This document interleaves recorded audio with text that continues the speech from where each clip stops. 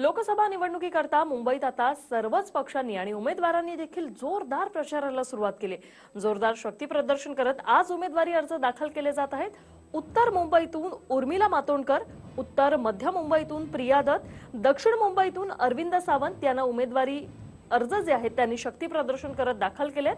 मुंबई काँग्रेस अध्यक्ष मिलिंद देवरा दक्षिण मुंबईतून तर एकनाथ गायकवाड दक्षिण मध्य मुंबईतून उमेदवारी अर्ज दाखल करणार आहेत। तर दक्षिण मध्य मुंबईतून राहुल शेवाळे हे देखील उमेदवारी अर्ज दाखल करणार आहेत आणि जोरदार शक्ती प्रदर्शन करत हे उमेदवारी अर्ज जे आहेत ते दाखल केले जाणार आहेत। उत्तर पश्चिम मुंबईतून संजय निरुपम हे उमेदवारी अर्ज त्यांनी दाखल केलेला आहे। उत्तर मध्य मुंबईतून प्रिया दत्त, उर्मिला मातोंडकर, अरविंद दक्षिण मुंबईतून अरविंद सावंत यांनी जोरदार शक्ती प्रदर्शन करत खरं तर हे उमेदवारी अर्ज त्यांचे दाखल केलेले आहेत।